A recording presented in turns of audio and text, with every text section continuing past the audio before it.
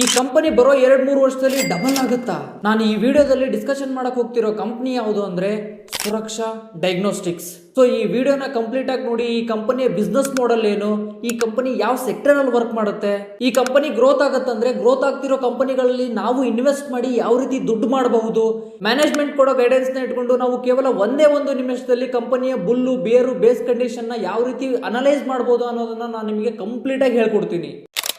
ಮೊದಲು ಈ ಕಂಪನಿಯ ಬಿಸ್ನೆಸ್ ಮಾಡೆಲ್ ನೋಡ್ತಾ ಹೋದ್ರೆ ಈ ಕಂಪನಿ ಡಯಾಗ್ನೋಸ್ಟಿಕ್ ಸೆಕ್ಟರ್ ಅಲ್ಲಿ ವರ್ಕ್ ಮಾಡುತ್ತೆ. ತುಂಬಾ ಜನ ಈ ಡಯಾಗ್ನೋಸ್ಟಿಕ್ಸ್ ಮತ್ತೆ ಹಾಸ್ಪಿಟಲ್ ನ ಕನ್ಫ್ಯೂಷನ್ ಮಾಡ್ಕೋತಾರೆ. ಈ ಡಯಾಗ್ನೋಸ್ಟಿಕ್ಸ್ ಕೂಡ ಹಾಸ್ಪಿಟಲ್ಲೇ ಅಂತ ಅನ್ಕೋತಾರೆ. ಬಟ್ ಡಯಾಗ್ನೋಸ್ಟಿಕ್ಸ್ ಬೇರೆ, ಹಾಸ್ಪಿಟಲ್ ಸೆಕ್ಟರ್ ಬೇರೆ. ನಾನು ಈ ಡಯಾಗ್ನೋಸ್ಟಿಕ್ಸ್ ಅಂದ್ರೆ ಏನು, ಹಾಸ್ಪಿಟಲ್ ಏನು ಅಂತ ಅನ್ನೋದನ್ನ ಕಂಪ್ಲೀಟ್ ಆಗಿ ಈ ವಿಡಿಯೋದಲ್ಲಿ ಎಕ್ಸ್ಪ್ಲೈನ್ ಮಾಡಿದ್ದೀನಿ. ಈ ವಿಡಿಯೋನ ಹೋಗಿ ನೀವು ನೋಡಬಹುದು. ಈಗ ಡಯಾಗ್ನೋಸ್ಟಿಕ್ ಅಂದ್ರೆ ಏನನ್ನೋದನ್ನ ಅರ್ಥ ಮಾಡ್ಕೊಳ್ಳೋಕೆ ನಾನೊಂದು ಸಿಂಪಲ್ ಎಕ್ಸಾಂಪಲ್ ಹೇಳ್ತೀನಿ ಕೇಳಿ. ನಿಮ್ಗೀಗ ಜ್ವರ ಬಂದಿದೆ ಅಂತ ಅನ್ಕೊಳ್ಳಿ. ನೀವೇನ್ ಮಾಡ್ತೀರಾ? ಜ್ವರ ಬಂದ ತಕ್ಷಣ ಡಾಕ್ಟರ್ ಹತ್ರ ಹೋಗ್ತೀರಾ. ಡಾಕ್ಟರ್ ಹತ್ರ ಹೋಗಿ ಹೇಳ್ತೀರಾ, ಡಾಕ್ಟ್ರೇ ನನಗೆ 2-3 ದಿನದಿಂದ ಜ್ವರ ಬರ್ತಿದೆ, ಲೋಕಲ್ ಅಲ್ಲಿ ಟ್ಯಾಬ್ಲೆಟ್ ತಗೊಂಡ್ರು ಕೂಡ ಜ್ವರ ವಾಸಿ ಆಗ್ತಿಲ್ಲ, ನೋಡಿ ಡಾಕ್ಟ್ರೇ ಏನಾಗಿದೆ ಅಂತ ನೀವು ಡಾಕ್ಟರ್ಗೆ ತೋರಿಸ್ತೀರಾ. ಅವಾಗ ಡಾಕ್ಟರ್ ಏನು ಮಾಡ್ತಾರೆ ಅಂದರೆ ಒಂದು ಇಂಜೆಕ್ಷನ್ ಮಾಡ್ತಾರೆ. ಇಂಜೆಕ್ಷನ್ ಮಾಡಿ ನಿಮಗೆ ಒಂದು 4-5 ದಿನಕ್ಕೆ ಆಗಷ್ಟು ಟ್ಯಾಬ್ಲೆಟ್ನ ಕೊಟ್ಟು ಮನೆ ಕಳಿಸ್ತಾರೆ. ನೀವು ಆ ಟ್ಯಾಬ್ಲೆಟ್ನ ತೊಗೊಂಡು ಮನೆಗೆ ಬರ್ತೀರಾ. ಮನೆಗೆ ಬಂದಾದಮೇಲೆ ನೀವು 3-4 ದಿನ ಟ್ಯಾಬ್ಲೆಟ್ ತೊಗೋತೀರಾ. ಒಂದು 5 ದಿನನೂ ಕೂಡ ಆಗುತ್ತೆ. ಬಟ್ ಜ್ವರ ನೆಗಡಿ ನಿಮಗೆ ಕಡಿಮೆ ಆಗೋದೇ ಇಲ್ಲ. ಅವಾಗ ನಿಮಗೆ ಭಯ ಆಗಕ್ಕೆ ಸ್ಟಾರ್ಟ್ ಆಗುತ್ತೆ. ನೀವೇನು ಮಾಡ್ತೀರಾ? ಮತ್ತೆ ಡಾಕ್ಟರ್ ಹತ್ರ ವಾಪಸ್ ಹೋಗ್ತೀರಾ. ಅವಾಗ ಡಾಕ್ಟರ್ ಏನು ಹೇಳ್ತಾರಂದರೆ, ಮೇ ಬಿ ಇದು ವೈರಲ್ ಫೀವರ್ ಇರ್ಬೋದು ಅಥವಾ ಬೇರೆ ಇನ್ಯಾವುದೋ ರೀತಿ ಜ್ವರ ಅಥವಾ ನೆಗಡಿ ಇರ್ಬೋದು, ನೀನು ಒಂದು ಸಿಂಪಲ್ ಆಗಿ ಬ್ಲಡ್ ಚೆಕಪ್ ಮಾಡಿಸ್ಕೊಂಡು ಬಾರಪ್ಪ ಅಂತ ಅವನು ಚೆಕಪ್ ಮಾಡಿಸ್ಕೊಳ್ಳೋಕೆ ನಿಮಗೆ ಒಂದು ಪ್ರಿಸ್ಕ್ರಿಪ್ಷನ್ನ ಬರೋದು ಕಳಿಸ್ತಾನೆ. ನೀವು ಅವಾಗ ಎಲ್ಲಿಗೆ ಹೋಗ್ತೀರಾ? ಬ್ಲಡ್ ಚೆಕಪ್ ಮಾಡಿಸ್ಕೊಂಡು ಬರಕ್ಕೆ ಹೋಗ್ತೀರಾ. ಆ ಬ್ಲಡ್ ಚೆಕಪ್ ಮಾಡಿಸ್ಕೊಂಡು ಬರಕ್ಕೆ ನೀವು ಎಲ್ಲಿ ಹೋಗ್ತೀರಲ್ವಾ, that is called the diagnostic centre. ಈ ಬ್ಲಡ್ ಚೆಕಪ್ ಮಾಡೋದೇನಿದೆಯಲ್ವಾ, ಇದು ಪ್ಯಾಥಾಲಜಿನಲ್ಲಿ ಬರುತ್ತೆ. ಈಗ ನೀವು ಬ್ಲಡ್ ಚೆಕಪ್ ಮಾಡಿಸ್ಕೊಂಡು ಬರಕ್ಕೆ ಅಲ್ಲಿ ಹೋಗಿರ್ತೀರಲ್ವಾ, ಅಲ್ಲಿ ಏನಾಗುತ್ತೆ ಅಂತ ನಾನು ನಿಮಗೆ ಸಿಂಪಲ್ ಆಗಿ ಹೇಳ್ತೀನಿ. ಇದು ನಿಮಗೆ ಅರ್ಥ ಆಯ್ತು ಅಂದ್ರೆ ಡಯಾಗ್ನೋಸ್ಟಿಕ್ ಇಂಡಸ್ಟ್ರಿ ನಿಮಗೆ ಕಂಪ್ಲೀಟ್ ಆಗಿ ಅರ್ಥ ಆದಂಗೆನೆ. ನೀವು ಬ್ಲಡ್ ಚೆಕಪ್ ಮಾಡಿಸ್ಕೊಂಡು ಬರೋಕೆ ಆ ಡಯಾಗ್ನೋಸ್ಟಿಕ್ ಒಳಗಡೆ ಹೋದ ತಕ್ಷಣ ಅಲ್ಲಿ ಏನ್ ಮಾಡ್ತಾರೆ, ಒಬ್ಬ ಲ್ಯಾಬ್ ಟೆಕ್ನಿಷಿಯನ್ ಇರ್ತಾನೆ. ಅವನು ನಿಮ್ಮ ಕೈಯಿಂದ ಬ್ಲಡ್ ಸ್ಯಾಂಪಲ್ ನ ಸಕ್ ಮಾಡ್ತಾನೆ, ಅಂದ್ರೆ ಎಳ್ಕೊತಾನೆ. ಎಳ್ಕೊಂಡ್ಬಿಟ್ಟು ಅವನು ಮಷೀನ್ ಅಲ್ಲಿ ಅದನ್ನ ಹಾಕಿ ಏನೇನ್ ಮಾಡ್ತಾರೋ ನನಗೂ ಟೆಕ್ನಿಕಲಿ ಗೊತ್ತಿಲ್ಲ. ಬಟ್ ಅವರು ಟೆಸ್ಟ್ ನ ಕಂಡಕ್ಟ್ ಮಾಡಿ ನಿಮ್ಗೊಂದು ರಿಪೋರ್ಟ್ ನ ಕೊಡ್ತಾರೆ. ಅದಕ್ಕೆ ನೀವೇನ್ ಮಾಡ್ತೀರಾ? ಅದ್ರ ಬದಲಾಗಿ ಅವ್ರು ಎಷ್ಟು ಫೀ ಹೇಳಿರ್ತಾರಲ್ವಾ ಆ ಫೀನ ಅವ್ರಿಗೆ ಕೊಡ್ತೀರಾ. ಈ ಫೀ ಅನ್ನು ಅವ್ರಿಗೆ ಕೊಡ್ತೀರಲ್ವಾ, ದುಡ್ಡನ್ನೇನು ಅವ್ರಿಗೆ ಕೊಡ್ತೀರಲ್ವಾ, that is the revenue for most of the diagnostic companies. ಈಗ ನಾವೇನು ಸುರಕ್ಷಾ ಡಯಾಗ್ನೋಸ್ಟಿಕ್ಸ್ ಅಂತ ಏನು ಮಾತಾಡ್ತಿದೀವಲ್ವಾ, ಅವ್ರಿಗೂ ಕೂಡ ಇದೇ ರೀತಿ ಪೇಷಂಟ್ಸ್ಗಳು ದುಡ್ಡು ಕೊಡೋದ್ರಿಂದಾನೇ ರೆವಿನ್ಯೂ ಬರೋದು. ಇಷ್ಟೇ ನೋಡಿ, ಈ ಸುರಕ್ಷಾ ಡಯಾಗ್ನೋಸ್ಟಿಕ್ ಬಿಸ್ನೆಸ್ ಮಾಡೆಲ್ ನಿಮ್ಗೆ ಏನಾದರೂ ಅರ್ಥ ಆಗ್ಬೇಕಂದ್ರೆ ನಾನು ಇಷ್ಟೊತ್ತನ ಏನು ಹೇಳಿದ್ನಲ್ಲ, ನಿಮಗೆ ಯಾವ ರೀತಿ ಜ್ವರ ನೆಗಡಿ ಬಂದಾಗ ನೀವು ಬ್ಲಡ್ ಚೆಕಪ್ ಮಾಡಿಸ್ತೀರಲ್ವಾ, ಇದನ್ನ ನೀವು ಸರಿಯಾಗಿ ಅರ್ಥ ಮಾಡ್ಕೊಂಡ್ಬಿಟ್ರೆ ನಿಮಗೆ ಸುರಕ್ಷಾ ಡಯಾಗ್ನೋಸ್ಟಿಕ್ಸ್ ಬಿಸ್ನೆಸ್ ಮಾಡಲು ಅರ್ಧಕ್ಕರ್ಧ ಕಂಪ್ಲೀಟ್ಲಿ ಅರ್ಥ ಆದಂಗೆನೆ. ಈ ಡಯಾಗ್ನೋಸ್ಟಿಕ್ ಸೆಂಟರ್ಸ್ಗಳು ಪ್ಯಾಥಾಲಜಿ ಅಂದ್ರೆ ಬ್ಲಡ್ ಚೆಕಪ್, ಸ್ಟೂಲ್ ಚೆಕಪ್ ಆಗಿರ್ಬೋದು, ಮತ್ತೆ ಸಲೈವಾ ಚೆಕಪ್ ಅಂತ ಹೇಳ್ತಾರೆ, ಸಲೈವಾ ಚೆಕಪ್ ಆಗಿರ್ಬೋದು, ಇವೆಲ್ಲ ಪ್ಯಾಥಾಲಜಿನಲ್ಲಿ ಬರ್ತವೆ. ಇನ್ನು ರೇಡಿಯೋಲಜಿ ಅಂತಾನೂ ಬರುತ್ತೆ. ಎಕ್ಸ್ರೇ ಮಾಡ್ತಾರೆ ನೋಡಿ. ಫಾರ್ ಎಕ್ಸಾಂಪಲ್ ಈಗ ನೀವು ಬೈಕಲ್ಲಿ ಹೋಗ್ತಿರ್ತೀರಾ, ಬೀಳ್ತೀರಾ, ಬಿದ್ದ ತಕ್ಷಣ ನಿಮಗೆ ಕಾಲು ಉಳುಕ್ದಂಗೆ ಆಗಿರುತ್ತೆ. ಡಾಕ್ಟರ್ ನಿಮಗೆ ಫಸ್ಟ್ ಬಂದ ತಕ್ಷಣ ಏನು ಹೇಳ್ತಾನೆ, ಹೋಗಿ ಒಂದು ಎಕ್ಸ್ರೇ ಮಾಡಿಸ್ಕೊಂಡು ಬಾರಪ್ಪ, ಏನಾದರೂ ಬೋನ್ ಏನಾದರೂ ಫ್ರಾಕ್ಚರ್ ಆಗಿದೆಯಾ ಅಂತ ನೋಡಬೇಕು ಅಂತ ಹೇಳಿ ನಿಮಗೆ ಎಕ್ಸ್ರೇ ಮಾಡಿಸ್ಕೊಂಡು ಬರಕ್ಕೆ ಕಳಿಸ್ತಾನೆ. That is also comes under diagnostics. ಈಗ ನಾವೇನು ಸುರಕ್ಷಾ ಡಯಾಗ್ನೋಸ್ಟಿಕ್ಸ್ ಕಂಪನಿ ಮಾತಾಡ್ತಿದ್ದೀವಲ್ವಾ, ಈ ಸುರಕ್ಷಾ ಡಯಾಗ್ನೋಸ್ಟಿಕ್ಸ್ ಸುಮಾರು 56ರಿಂದ 58 ಡಯಾಗ್ನೋಸ್ಟಿಕ್ ಸೆಂಟರ್ಸ್ ಇದಾವೆ. ಅಂದ್ರೆ ಈ ಸೆಂಟರ್ಸ್ಗಳಲ್ಲಿ ಪ್ಯಾಥಾಲಜಿ, ರೇಡಿಯಾಲಜಿ ಎರಡೂ ಟೆಸ್ಟ್ಗಳನ್ನ ಕಂಡಕ್ಟ್ ಮಾಡ್ತಾರೆ. ಈ ಕಂಪನಿಗೆ 93 to 95% ರೆವಿನ್ಯೂ ಬರೋದು ವೆಸ್ಟ್ ಬೆಂಗಾಲ್ ಇಂದಾನೆ, ಅಂದ್ರೆ ಕೋಲ್ಕತ್ತಾ ಇಂದಾನೆ ಅವರಿಗೆ ಮೆಜಾರಿಟಿ ರೆವಿನ್ಯೂ ಬರೋದು. ಜೊತೆಗೆ ಇನ್ನು 4ರಿಂದ 5% ಬಿಹಾರ್, ಅಸ್ಸಾಂ, ಮೇಘಾಲಯದಿಂದ ಕೂಡ ಇವರಿಗೆ ರೆವಿನ್ಯೂ ಬರುತ್ತೆ. But that is not very significant as compared to West Bengal. ಇನ್ನು ಓವರ್ ಆಲ್ ಆಗಿ ನೋಡೋದಾದ್ರೆ ಈ ಕಂಪನಿಗೆ 49% ರೆವಿನ್ಯೂ ಬರೋದು ಪ್ಯಾಥಾಲಜಿಯಿಂದ, ಇನ್ನು 47% ರೆವಿನ್ಯೂ ಬರೋದು ರೇಡಿಯಾಲಜಿಯಿಂದ. ಪ್ಯಾಥಾಲಜಿ ಅಂದ್ರೆ ನಾನು ನಿಮಗೆ ಅವಾಗಲೇ ಹೇಳಿದ್ನಲ್ವಾ, ಬ್ಲಡ್ ಚೆಕಪ್ ಮಾಡೋದಾಗಿರ್ಬೋದು, ಸಲೈವಾ ಚೆಕಪ್ ಮಾಡೋದಾಗಿರ್ಬೋದು, ಸ್ಟೂಲ್ ಚೆಕಪ್ ಮಾಡೋದಾಗಿರ್ಬೋದು, ಇದನ್ನೆಲ್ಲನೂ ಕೂಡ ಪ್ಯಾಥಾಲಜಿ ಅಂಡರ್ ಬರುತ್ತೆ. ರೇಡಿಯಾಲಜಿ ಅಂದ್ರೆ ನೀವು ಎಕ್ಸ್ರೇ ಮಾಡಿಸ್ತೀರಾ, ಸಿಟಿ ಸ್ಕ್ಯಾನ್ ಮಾಡಿಸ್ತೀರಾ, MRI ಸ್ಕ್ಯಾನ್ ಮಾಡಿಸ್ತೀರಲ್ವಾ, these all test comes under radiology. ನಿಮ್ಗೆ ಅರ್ಥ ಆಯ್ತು ಅಂತ ಅನ್ಕೊಂಡಿದ್ದೀನಿ ಈ ಸುರಕ್ಷಾ ಡಯಾಗ್ನೋಸ್ಟಿಕ್ಸ್ ಬಿಸ್ನೆಸ್ ಮಾಡೆಲ್ ಏನು ಅಂತ. ಆಕ್ಚುಲಿ ಹೇಳ್ಬೇಕಂದ್ರೆ ಈ diagnostic centres hub and spoke model ಅಲ್ಲಿ ವರ್ಕ್ ಆಗುತ್ತೆ. ಹಬ್ ಅಂಡ್ ಸ್ಪೋಕ್ ಮಾಡೆಲ್ ಅಂದ್ರೆ ನಾನು ನಿಮಗೆ ನೆಕ್ಸ್ಟ್ ಎಕ್ಸ್ಪ್ಲೇನ್ ಮಾಡ್ತೀನಿ. ಇವ್ರದೇನು ಸೆಂಟರ್ಸ್ ಇದಾವಲ್ವಾ, ಈ ಸೆಂಟರ್ಸ್ಗಳಲ್ಲಿ ಟೋಟಲ್ ಇವರು 3300ಕ್ಕೂ ಹೆಚ್ಚು ಟೆಸ್ಟ್ಗಳನ್ನ ಮಾಡ್ತಾರೆ. ನೀವು ಈ ಪಿಕ್ಚರ್ ಅಲ್ಲಿ ನೋಡ್ತಿದ್ದೀರಲ್ವಾ, ಇವು ಸುರಕ್ಷಾ ಡಯಾಗ್ನೋಸ್ಟಿಕ್ ಸೆಂಟರ್ಸ್ ನ ಪಿಕ್ಚರ್ಗಳು. ಅಂದ್ರೆ ಈ ಡಯಾಗ್ನೋಸ್ಟಿಕ್ ಸೆಂಟರ್ಗಳ ಒಳಗಡೆ ಹೋದ್ರೆ ನೀವು ಯಾವ ರೀತಿ ಕಾಣುತ್ತೆ ಅಂತ. ನಾನು ಯಾಕೆ ಈ ಪಿಕ್ಚರ್ನ ತೋರಿಸ್ತಿದ್ದೀನಿ ಅಂದ್ರೆ most of the diagnostic centres ಕೋಲ್ಕತ್ತಾದಲ್ಲೇ ಇರೋದ್ರಿಂದ ನಮ್ಮ ಕರ್ನಾಟಕದಲ್ಲಿ ನೋಡಕ್ ಸಿಗೋದಿಲ್ಲ ಅವು.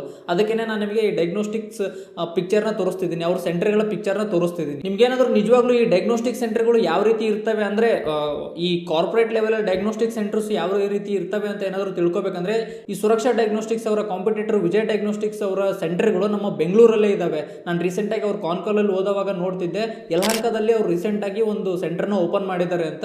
ಯಲಹಂಕದಲ್ಲಿ ನೀವು ಹೋದರೆ ನೋಡ್ಬೋದು, ವಿಜಯ ಡಯಾಗ್ನೋಸ್ಟಿಕ್ಸ್ ಸಿಗುತ್ತೆ. ಬಟ್ ಸುರಕ್ಷಾ ಡಯಾಗ್ನೋಸ್ಟಿಕ್ಸ್ ನಮ್ಮ ಬೆಂಗಳೂರಲ್ಲಿ ಇಲ್ಲ.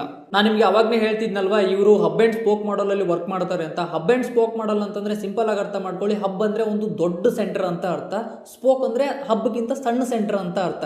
ನೀವು ಈ PPTನಲ್ಲಿ ನೋಡ್ತಿರ್ಬೋದು, ಇಲ್ಲಿ ಒಂದು ಸೆಂಟ್ರಲ್ ಲ್ಯಾಬ್ ಇರುತ್ತೆ. ಸೆಂಟ್ರಲ್ ಲ್ಯಾಬ್ ಅಂದರೆ ಇಲ್ಲಿ ಎಲ್ಲ ರೀತಿ ಅಂದರೆ 3300 ಟೆಸ್ಟ್ ನಾನು ಹೇಳಿದ್ನಲ್ವಾ, ಎಂಥ ಡಿಫಿಕಲ್ಟ್ ಟೆಸ್ಟ್ ಇದ್ರೂ ಕೂಡ ಈ ಸೆಂಟ್ರಲ್ ಲ್ಯಾಬಲ್ಲಿ ಮಾಡ್ತಾರೆ. ಅದ್ರ ಜೊತೆಗೆ 8 ಸ್ಯಾಟಲೈಟ್ ಲ್ಯಾಬ್ಸ್ ಇರ್ತವೆ. ಸ್ಯಾಟಲೈಟ್ ಅಂದರೆ ಈ ಸೆಂಟ್ರಲ್ ಲ್ಯಾಬ್ ಸುತ್ತಮುತ್ತಲೇ ಈ ಸ್ಯಾಟಲೈಟ್ ಲ್ಯಾಬ್ಸ್ಗಳು ಇರ್ತವೆ. ಅದ್ರ ಜೊತೆಗೇನೆ 18 ಹಬ್ ಸೆಂಟರ್ಸ್ ಇದ್ದಾವೆ, 13 ಮೀಡಿಯಂ ಸೆಂಟರ್ಸ್ ಇದ್ದಾವೆ, 25 ಸ್ಮಾಲ್ ಸೆಂಟರ್ಸ್ ಇದ್ದಾವೆ, 4 PPP ಅಂದರೆ private public partnership, 4 private public partnership ಸೆಂಟರ್ಸ್ಗಳಿದಾವೆ. ಅಂದರೆ ಗೌರ್ಮೆಂಟ್ ಹಾಸ್ಪಿಟಲಲ್ಲೇ ಇವರು ಡಯಾಗ್ನೋಸ್ಟಿಕ್ಸ್ನ ಆಪರೇಟ್ ಮಾಡ್ತಿರ್ತಾರೆ. ಇನ್ನು ನೀವು ನೋಡ್ಬೋದು 170 ಸ್ಯಾಂಪಲ್ ಕಲೆಕ್ಟಿಂಗ್ ಸೆಂಟರ್ಸ್ ಇದ್ದಾವೆ. ಸ್ಯಾಂಪಲ್ ಕಲೆಕ್ಟಿಂಗ್ ಅಂದರೆ ನೀವು ಸಿಂಪಲ್ ಆಗಿ ಅಲ್ಲಿ ಹೋಗ್ಬಿಟ್ಟು ಸ್ಯಾಂಪಲ್ನ ಕೊಟ್ಟು ಬರ್ಬೋದು. ಅಂದರೆ ಬ್ಲಡ್ ಸ್ಯಾಂಪಲ್ ಆಗಿರ್ಬೋದು, ಸಲೈವ ಸ್ಯಾಂಪಲ್ ಆಗಿರ್ಬೋದು, ಅಥವಾ ಸ್ಟೂಲ್ ಸ್ಯಾಂಪಲ್ ಆಗಿರ್ಬೋದು. ಇದನ್ನು ಕೊಟ್ಟು ಬಂದರೆ ಅವ್ರು ಏನು ಮಾಡ್ತಾರೆ, ಅದನ್ನು ತೊಗೊಂಡೋಗಿ ಎಲ್ಲಿ ನಿಯರೆಸ್ಟ್ ಡಯಾಗ್ನೋಸ್ಟಿಕ್ ಸೆಂಟರ್ ಇರುತ್ತಲ್ವಾ, ಆ ಸ್ಯಾಂಪಲ್ನ ಅಲ್ಲಿ ಕಳಿಸ್ಬಿಟ್ಟು ಟೆಸ್ಟ್ ಮಾಡಿ ನಿಮಗೆ ರಿಪೋರ್ಟ್ನ ಕೊಡ್ತಾರೆ. ಇಲ್ಲಿ ನೀವು ಇಮೇಜಲ್ಲಿ ನೋಡ್ತಿದ್ದೀರಲ್ವಾ, ಇದೇ ರೀತಿ ಇವ್ರದ್ದು hub and spoke model work ಆಗೋದು. ನೀವು ಇಲ್ಲಿ ರೈಟ್ ಸೈಡ್ಗೆ ಒಂದು ಇಮೇಜ್ ಕಾಣ್ತಿದೆ, ಇದರಲ್ಲಿ ನೋಡ್ಬೋದು ಯಾವುದು ಆರೆಂಜ್ ಕಲರ್ ಇದೆ ಅಲ್ವಾ, ದಟ್ ಈಸ್ ಹಬ್. ಹಬ್ ಅಂದರೆ ಲಾರ್ಜ್ ಆಗಿರೋ ಸೆಂಟರ್ ಅಂತ ಅರ್ಥ. ಬ್ಲ್ಯಾಕ್ ಕಲರಲ್ಲಿ ಯಾವ್ದು ಕಾಣ್ತಿದೆ ಅಲ್ವಾ, ದಟ್ ಈಸ್ ಸ್ಪೋಕ್ ಸೆಂಟರ್ಸ್. ಅಂದರೆ ಒಂದು ಸ್ವಲ್ಪ ಸಣ್ಣ ಮೀಡಿಯಂ ರೀತಿಯ ಸೆಂಟರ್ಸ್ ಅಂತ ಅರ್ಥ. ನಿಮಗೆ ಇಲ್ಲಿ ಕನ್ಫ್ಯೂಸ್ ಆಗ್ತಿದೆಯಲ್ವಾ, ಲಾರ್ಜ್ ಸೆಂಟರ್ ಅಂದರೆ ಎಷ್ಟು ದೊಡ್ಡದಾಗಿರುತ್ತೆ, ಮೀಡಿಯಂ ಸೆಂಟರ್ ಅಂದರೆ ಎಷ್ಟು ಮೀಡಿಯಂ ಆಗಿರುತ್ತೆ, ಸ್ಮಾಲ್ ಸೆಂಟರ್ ಅಂದರೆ ಎಷ್ಟು ಸ್ಮಾಲ್ ಆಗಿರುತ್ತೆ ಅಂತ. ಅದಕ್ಕೆ ನಾನು ನಿಮಗೆ ನೆಕ್ಸ್ಟ್ ಸ್ಲೈಡಲ್ಲಿ ಎಕ್ಸ್ಪ್ಲೇನ್ ಮಾಡ್ತೀನಿ ನೋಡಿ. ಲಾರ್ಜ್ ಸೆಂಟರ್ ಅಂದರೆ ಇಲ್ಲಿ ಏನಿರುತ್ತೆ ಅಂದರೆ, ಇಲ್ಲಿ ಸುಮಾರು 30 ರಿಂದ 40 ಜನ ಡಾಕ್ಟರ್ಸು ವರ್ಕ್ ಮಾಡ್ತಿರ್ತಾರೆ. ಆ ಡಯಾಗ್ನೋಸ್ಟಿಕ್ ಸೆಂಟರ್ದು ಏರಿಯಾ ಎಷ್ಟಿರುತ್ತೆ ಅಂದರೆ 5000ದಿಂದ 8000 ಸ್ಕ್ವೇರ್ ಫೀಟ್ ದೊಡ್ಡದಾಗಿರುತ್ತೆ ಡಯಾಗ್ನೋಸ್ಟಿಕ್ ಸೆಂಟ್ರು. ಇಲ್ಲಿ MRI ಸ್ಕ್ಯಾನ್ ಆಗಿರ್ಬೋದು, CT ಸ್ಕ್ಯಾನ್ ಆಗಿರ್ಬೋದು, LST ನೀವು ನೋಡ್ಬೋದು, ಇಲ್ಲಿ 2 ರೋದಲ್ಲಿ ಕೊಟ್ಟಿದ್ದಾರೆ. ಅಷ್ಟು ಸ್ಕ್ಯಾನ್ಗಳನ್ನು ಮಾಡ್ತಾರೆ ಲಾರ್ಜ್ ಸೆಂಟರ್ಗಳಲ್ಲಿ. ಅದೇ ರೀತಿ ಮೀಡಿಯಂ ಸೆಂಟರಲ್ಲಿ 20 ರಿಂದ 25 ಡಾಕ್ಟರ್ಸ್ ವರ್ಕ್ ಮಾಡ್ತಿರ್ತಾರೆ. ಲಾರ್ಜ್ ಸೆಂಟ್ರಲ್ಲಿ ಎಷ್ಟಿದ್ರು, 30 ರಿಂದ 40 ಜನ ಇದ್ರು. ಮೀಡಿಯಂ ಸೆಂಟ್ರಲ್ಲಿ 20 ರಿಂದ 25 ಜನ ವರ್ಕ್ ಮಾಡ್ತಾರೆ. ಇಲ್ಲಿಯ ಏರಿಯಾ ಎಷ್ಟಿರುತ್ತೆ ಅಂದರೆ ಡಯಾಗ್ನೋಸ್ಟಿಕ್ ಸೆಂಟರ್ದು ಗಾತ್ರ ಎಷ್ಟಿರುತ್ತೆ ಅಂದರೆ 2500 ರಿಂದ 5000 ಸ್ಕ್ವೇರ್ ಫೀಟ್ ಇರುತ್ತೆ.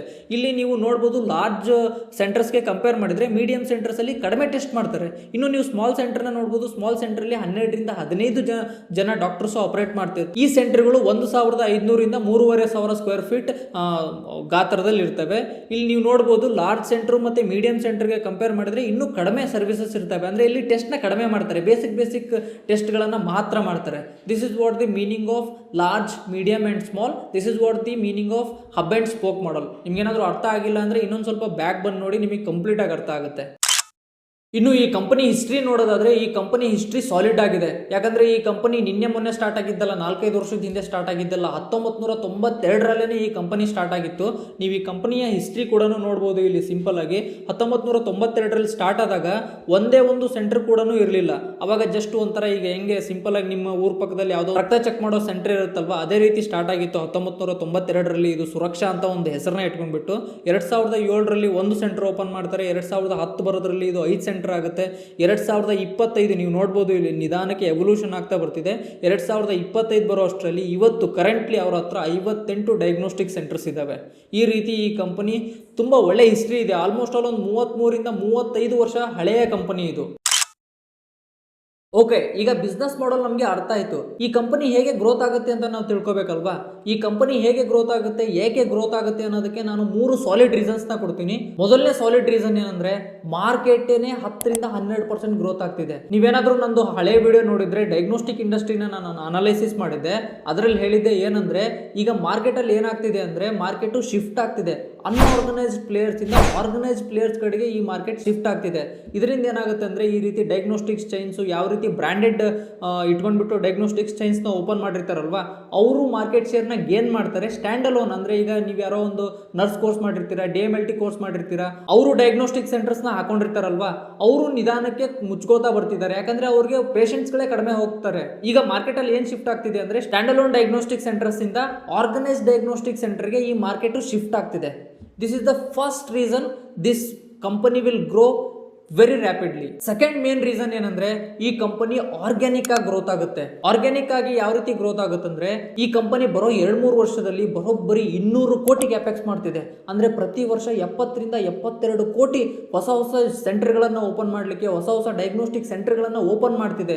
Not only in Kolkata, the nearest States of Kolkata also they are opening new diagnostic centres. ಅವರೇ ಕಾನ್ ಕಾಲ್ ಅಲ್ಲಿ ಹೇಳೋ ಪ್ರಕಾರ ಈಗ ಆಲ್ರೆಡಿ 56 ರಿಂದ 58 ಡಯಾಗ್ನೋಸ್ಟಿಕ್ ಸೆಂಟರ್ಸ್ ಇದಾವೆ, ಲ್ಯಾಬ್ಗಳಿದಾವೆ. ನಾವು ಬರೋ 3 ವರ್ಷದಲ್ಲಿ ಇದನ್ನ ಡಬಲ್ ಮಾಡ್ತೀವಿ. ಈ 56 ರಿಂದ 58 ಸೆಂಟರ್ ಇರೋ ನಂಬರ್ ಅನ್ನ ನಾವು 100 ಸೆಂಟರ್ ಆಗಿ ಕನ್ವರ್ಟ್ ಮಾಡ್ತೀವಿ ಅಂತ ಖುದ್ದು ಕಾನ್ ಕಾಲ್ ಅಲ್ಲಿ ಮ್ಯಾನೇಜ್ಮೆಂಟ್ ಹೇಳ್ತಿದೆ. ಇನ್ನು ಮೂರನೇ ಸಾಲಿಡ್ ರೀಸನ್ ಏನಂದ್ರೆ ಇನ್ಆರ್ಗ್ಯಾನಿಕ್ ಗ್ರೋತ್. ಇನ್ಆರ್ಗ್ಯಾನಿಕ್ ಗ್ರೋತ್ ಅಂದ್ರೆ ಏನಂದ್ರೆ ಇವ್ರ ಬಿಸ್ನೆಸ್ ಬಿಟ್ಟು ಆಲ್ರೆಡಿ ಯಾರ್ಯಾರು ಎಕ್ಸಿಸ್ಟಿಂಗ್ ಬಿಸ್ನೆಸ್ ಇರ್ತಾರಲ್ವಾ, ಡಯಾಗ್ನೋಸ್ಟಿಕ್ಸ್ ಆಗಿರ್ಬೋದು, ಹಾಸ್ಪಿಟಲ್ ಚೈನ್ ಆಗಿರ್ಬೋದು, ಯಾರು ಇವ್ರ ರಿಲೇಟೆಡ್ ಬಿಸ್ನೆಸ್ ಮಾಡ್ತಿರ್ತಾರಲ್ವಾ ಅಂತ ಕಂಪನಿಗಳನ್ನ ನಾವು ಮುಂದೆ ಅಕ್ವೈರ್ ಮಾಡ್ತಾ ಹೋಗ್ತೀವಿ ಅಂತಾನು ಹೇಳ್ತಿದ್ದಾರೆ. ಎಕ್ಸಾಂಪಲ್ಗೆ ಅವರು ಏಪ್ರಿಲ್ ಅಲ್ಲಿ ಫಿಟೋಮೇಟ್ ಅನ್ನೋ ಒಂದು ಕಂಪನಿನ ಅಕ್ವೈರ್ ಮಾಡಿದ್ದಾರೆ. ಆ ಕಂಪನಿನಲ್ಲಿ ಇವರು 60% ಸ್ಟೇಕ್ ನ ತಗೊಂಡಿದ್ದಾರೆ. ಈ ಕಂಪನಿ ಆಲ್ರೆಡಿ 4 ಕೋಟಿಯಷ್ಟು ರೆವಿನ್ಯೂ ಕೂಡ ಮಾಡ್ತಿದೆ.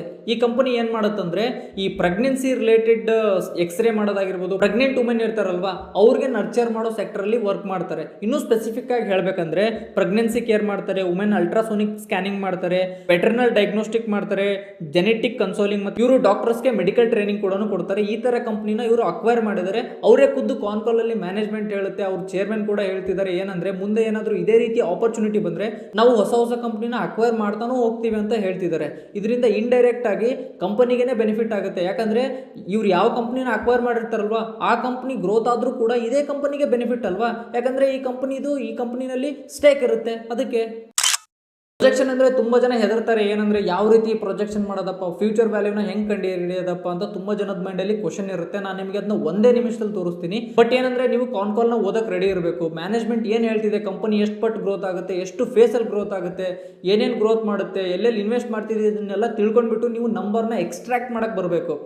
ತುಂಬಾ ಜನ ನಿಮಗೆ ಹೆದರ್ಸ್ಬಿಡ್ತಾರೆ, ಫ್ಯೂಚರ್ ಪ್ರೊಜೆಕ್ಷನ್ ಮಾಡೋದು ತುಂಬಾ ಕಷ್ಟ ಅಂತ ಹೇಳ್ತಾರೆ. ಬಟ್ ನಾನು ನಿಮಗೆ ಕೇವಲ ಒಂದೇ ನಿಮಿಷದಲ್ಲಿ ಯಾವ ರೀತಿ ಮಾಡೋದನ್ನ ತಿಳಿಸ್ತೀನಿ. ಈ ಪ್ರೊಜೆಕ್ಷನ್ ಮಾಡಕ್ಕೆ ನಾವು ಮೊದಲು ಮ್ಯಾನೇಜ್ಮೆಂಟ್ ಏನ್ ಹೇಳ್ತಾರೆ ಅನ್ನೋದನ್ನ ಕೇಳಬೇಕು. ಮ್ಯಾನೇಜ್ಮೆಂಟ್ ಏನ್ ಹೇಳ್ತಿದ್ದಾರೆ ಅಂತಂದ್ರೆ ನಾವು ಪ್ರತಿ ವರ್ಷ 15 ರಿಂದ 16% ಗ್ರೋತ್ ಆಗ್ತೀವಿ ಅಂತ ಹೇಳ್ತಿದ್ದಾರೆ. This is the first guidance. ಈ 15 ರಿಂದ 16% ಗ್ರೋ ಆಗ್ತಾರೆ ಅಂತಂದ್ರೆ ಏನರ್ಥ, ಅವರು ರೆವಿನ್ಯೂನ ಪ್ರತಿ ವರ್ಷ ಇಯರ್ ಆನ್ ಇಯರ್ 15% ಗ್ರೋತ್ ಮಾಡ್ತಾರೆ ಅಂತ ಅರ್ಥ. ಇನ್ನು ಸೆಕೆಂಡ್ ಗೈಡೆನ್ಸ್ ಏನಂದ್ರೆ ನಾವು ನಮ್ಮ ಎಬಿಟಾ ಮಾರ್ಜಿನ್ ನ 39 to 40% ಲಾಂಗ್ ಟರ್ಮ್ ಅಲ್ಲಿ ಇಡ್ತೀವಿ ಅಂತ ಹೇಳ್ತಿದ್ದಾರೆ. ಅಂದ್ರೆ ಈಗ ಅವರು ಪ್ರೆಸೆಂಟ್ಲಿ 36 ರಿಂದ 37 ಮೇಂಟೈನ್ ಮಾಡ್ತಿದ್ದಾರೆ ಎಬಿಟಾ ಮಾರ್ಜಿನ್ ನ. ಬಟ್ ಇದನ್ನ ನಾವು ಫ್ಯೂಚರ್ ಅಲ್ಲಿ ಅಂದ್ರೆ ಯಾವ ರೀತಿ ನಮ್ಮ ಹಳೆ ಡಯಾಗ್ನೋಸ್ಟಿಕ್ ಸೆಂಟರ್ಗಳು ಮೆಚೂರ್ ಆಗ್ತಾವಲ್ವಾ, ಮೆಚೂರ್ ಆಗ್ತಾ ಈ ಡಯಾಗ್ನೋಸ್ಟಿಕ್ ಸೆಂಟರ್ಗಳ ಎಬಿಟಾ ಮಾರ್ಜಿನ್ ಇಂಪ್ರೂವ್ ಆಗ್ತಾ ಹೋಗುತ್ತೆ. ಲಾಂಗ್ ಟರ್ಮ್ ಅಲ್ಲಿ ನಾವು ಇದನ್ನ 39 ರಿಂದ 40 ಇಡ್ತೀವಿ ಅಂತ ಹೇಳ್ತಿದ್ದಾರೆ. This is the main solid guidance which is given by management. We have to take it seriously and include in our projection so that we get the best output to project this company. Okay, ನಾನು ಅವಾಗಲೇ ಹೇಳಿದ್ನಲ್ವಾ, management ಏನು guidance ತಗೊಂಡಿದೆ, ಆ guidance ಕೊಟ್ಟಿದೆ, ಆ ಗೈಡೆನ್ಸ್ನ use ಮಾಡಿಕೊಂಡು ನಾವು ಯಾವುದಾದ್ರು ಕಂಪನಿನ ಪ್ರೊಜೆಕ್ಷನ್ ಮಾಡ್ಬೋದು ಅಂತ. ಅದೇ ರೀತಿ ಸುರಕ್ಷಾ ಡಯಾಗ್ನೋಸ್ಟಿಕ್ಸ್ ಮ್ಯಾನೇಜ್ಮೆಂಟ್ ಏನು ಹೇಳ್ತಿದೆ, ನಾವು ಪ್ರತಿ ವರ್ಷ 15 ರಿಂದ 16% ಗ್ರೋತ್ ಆಗ್ತೀವಿ ಅಂತ ಹೇಳ್ತಿದ್ದಾರೆ. ಆವಾಗಲೇ ನಾವು ಡಿಸ್ಕಷನ್ ಮಾಡಿದ್ವಿ.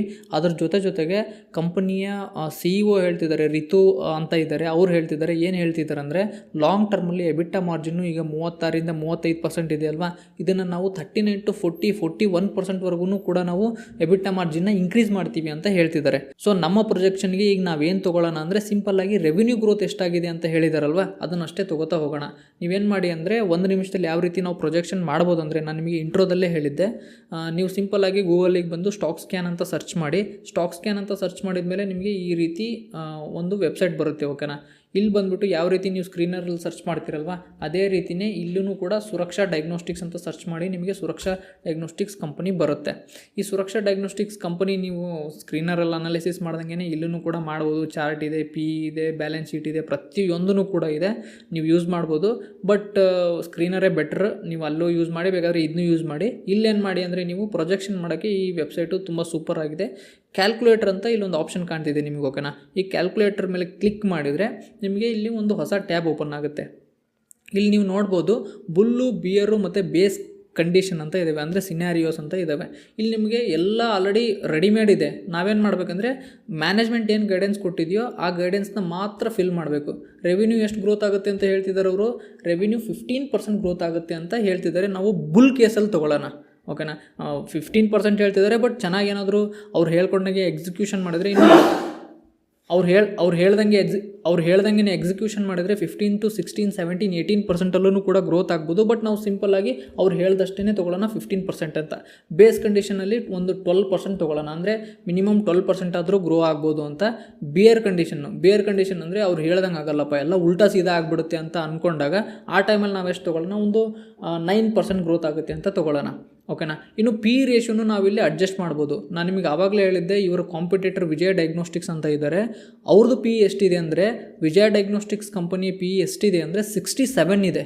ಓಕೆನಾ. ಒಂದು ವೇಳೆ ಇವರು ಮ್ಯಾನೇಜ್ಮೆಂಟ್ ಅಂದರೆ ಸುರಕ್ಷಾ ಡಯಾಗ್ನೋಸ್ಟಿಕ್ಸ್ ಮ್ಯಾನೇಜ್ಮೆಂಟ್ ಹೇಳಿದಾಗ ಏನಾದರೂ ಎಕ್ಸಿಕ್ಯೂಷನ್ ಮಾಡಿದರೆ ಪಿನೂ ಕೂಡ 47 ಈಗಿರೋದ್ರಿಂದ 60-70 ಆಗೋ ಚಾನ್ಸಸ್ಸು ಕೂಡ ಇರುತ್ತೆ. ಬಟ್ ನಾವು ಕನ್ಸರ್ವೇಟಿವ್ ಆಗಿ ಇದನ್ನು 60 ಅಂತ ತೊಗೊಳ್ಳೋಣ. 60 ಪಿ ಆಗ್ಬೋದಪ್ಪ ನೆಕ್ಸ್ಟು 2 to 3 ಇಯರ್ಸಲ್ಲಿ ಅಂತ. ಬೇಸ್ ಕಂಡೀಷನಲ್ಲಿ ಎಷ್ಟು ತೊಗೊಳ್ಳೋಣ, ಒಂದು 49 to 48 ತೊಗೊಳ್ಳೋಣ. ಬಿಯರ್ ಕಂಡೀಷನಲ್ಲಿ 40 ಅಂತ ತೊಗೊಳ್ಳೇಬೇಕು, ಯಾಕಂದರೆ ಇಷ್ಟಂತೂ ಟ್ರೇಡ್ ಆಗೇ ಆಗುತ್ತೆ. ಯಾಕಂದರೆ ಕಂಪ್ನಿ ಕ್ಯಾಪೆಕ್ಸ್ ಮಾಡ್ತಿದೆ, ಗ್ರೋತ್ ಅಂತೂ ಇದ್ದೇ ಇದೆ. ಇದು ಪ್ಯಾಟ್ ಗ್ರೋತ್ನ ಹಾಗೆ ಬಿಡಿ, ಯಾಕಂದರೆ ಎಬಿಟಾ ಮಾರ್ಜಿನ್ ಏನಾದರೂ ಇಂಪ್ರೂವ್ ಆದರೆ ಪ್ಯಾಟ್ ಆಟೋಮೆಟಿಕಲಿ ಇನ್ಕ್ರೀಸ್ ಆಗೇ ಆಗುತ್ತೆ. ಈಗ ನೋಡಿ, ನೀವು ಬುಲ್ ಕೇಸ್ ಅಂತ ಇದೆ ನೋಡಿ, ಇಲ್ಲಿ ಗ್ರೀನಲ್ಲಿದೆ ಅಲ್ವಾ. ಈ ಬುಲ್ ಕೇಸಲ್ಲಿ ನೀವು ನೋಡ್ಬೋದು, ರೆವಿನ್ಯೂ ಏನೀಗ 263 ಕೋಟಿ ಇದೆಯಲ್ವಾ, ಸ್ಕ್ರೀನರಲ್ಲಿ ನೋಡಿದ್ದೀರಾ ನೀವು. ಆ 263 ಕೋಟಿ 2028 ಅಂದರೆ ನೆಕ್ಸ್ಟ್ 3 ಇಯರ್ಸಲ್ಲಿ. ಈ 3 ಇಯರ್ಸ್ ಎಲ್ಲಿಂದ ಬಂತು, ಇಲ್ಲೇ ಕೆಳಗಡೆ ಲಾಸ್ಟಿಗೆ ಆಪ್ಷನ್ ಇದೆ ಎಕ್ಸಿಟ್ ಇಯರ್ ಅಂತ. ನೀವು ಇದನ್ನು 2 ಇಯರ್ಸ್ಗೆ ಹಾಕಿದರೆ 2 ಇಯರ್ಸಿಗೆ ಕ್ಯಾಲ್ಕುಲೇಷನ್ ಬರುತ್ತೆ, 5 ಇಯರ್ಸ್ಗೆ ಹಾಕಿದರೆ 5 ಇಯರ್ಸಿಗೆ ಬರುತ್ತೆ, 3 ಇಯರ್ಸ್ಗೆ ಹಾಕಿರೋದ್ರಿಂದ 3 ಇಯರ್ಸಿಗೆ ಬರ್ತಿದೆ ನಿಮ್ಗೆ. ಓಕೆನಾ. ಈ 3 ಇಯರ್ಸ್ಗೆ ರೆವಿನ್ಯೂ ಎಷ್ಟಾಗುತ್ತೆ ಅಂದರೆ 263 ಕೋಟಿ ಇರೋದು 401 ಕೋಟಿ ಆಗುತ್ತೆ. ಪ್ಯಾಟು 32 ಕೋಟಿ ಇರೋದು 56 ಕೋಟಿ ಆಗುತ್ತೆ. ನಿಮಗೆ ಇಲ್ಲಿ ಶೇರ್ ಪ್ರೈಸ್ ನೋಡ್ಬೋದು, ಶೇರ್ ಪ್ರೈಸ್ ಈಗ 300 ಇದೆ. ಇದು ನೆಕ್ಸ್ಟು 3 ಇಯರ್ಸಲ್ಲಿ 646 ರೂಪಾಯಿ ಆಗುತ್ತೆ. ಅಂದರೆ CAGR 29% ನಿಮಗೆ ರಿಟರ್ನ್ ಬಂದಾಗುತ್ತೆ. ಇಲ್ಲಿ ಬಿಯರ್ ಕಂಡೀಷನ್ನು ಇದೆ, ಬಿಯರ್ ಕಂಡೀಷನ್ನು ನೀವು ನೋಡ್ಬೋದು. ಮತ್ತು ಬೇಸ್ ಕಂಡೀಷನ್ನು ಇದೆ. ಬೇಸ್ ಕಂಡೀಷನ್ ಅಂದರೆ ನಾರ್ಮಲಾಗಿ ಗ್ರೋತ್ ಆದರೆ, ಆಪ್ಟಿಮಿಸ್ಟಿಕ್ ಆಗಿ ಅವ್ರು ಹೇಳ್ದಂಗೆ ಸ್ವಲ್ಪ ಕಡಿಮೆ ಹೆಚ್ಚು ಆದರೆ ಅದನ್ನು ಬೇಸ್ ಕಂಡೀಷನ್ ಅಂತೇಳಿ ಕರೀತಾರೆ. ಈ ರೀತಿ ನಾವು 1 ನಿಮಿಷದಲ್ಲೇ ಬುಲ್ಲು, ಬಿಯರು ಮತ್ತು ಬೇಸ್ ಕಂಡೀಷನ್ನ ಕ್ಯಾಲ್ಕುಲೇಟ್ ಮಾಡ್ಬೋದು ಈಸಿಯಾಗಿ.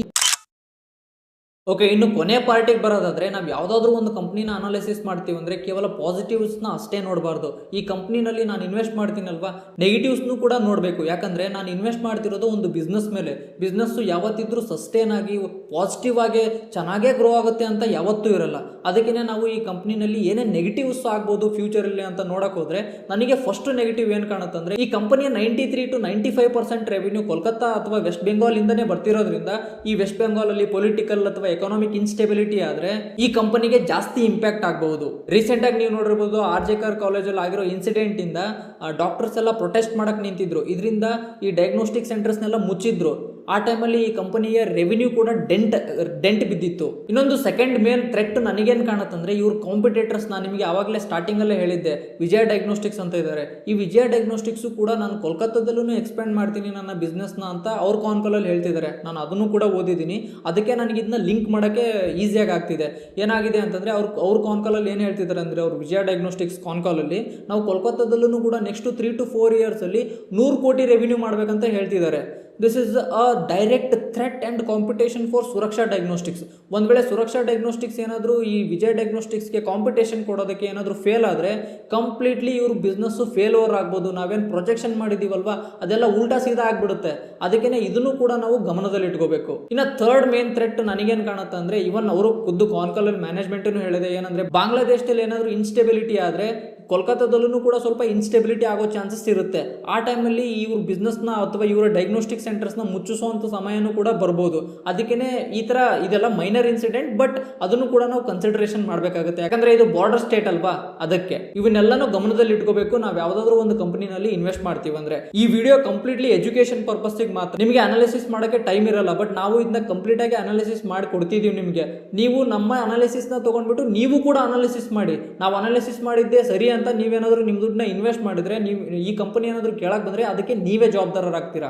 ಸೊ ಇದು ಕಂಪ್ಲೀಟ್ಲಿ ಎಜುಕೇಷನಲ್ ಪರ್ಪಸ್ ಗಮನದಲ್ಲಿ ಇಟ್ಕೊಂಡು ನೀವು ಈ ಕಂಪ್ನಿಯಲ್ಲಿ ಇನ್ವೆಸ್ಟ್ ಮಾಡಬೇಕಾ ಬೇಡವಾ ಅಂತ ನಿಮ್ಮ ಅಡ್ವೈಸರಿಂದ ಅಡ್ವೈಸ್ ತಗೊಳ್ಳಿ. So thank you for watching and I will see you in next video.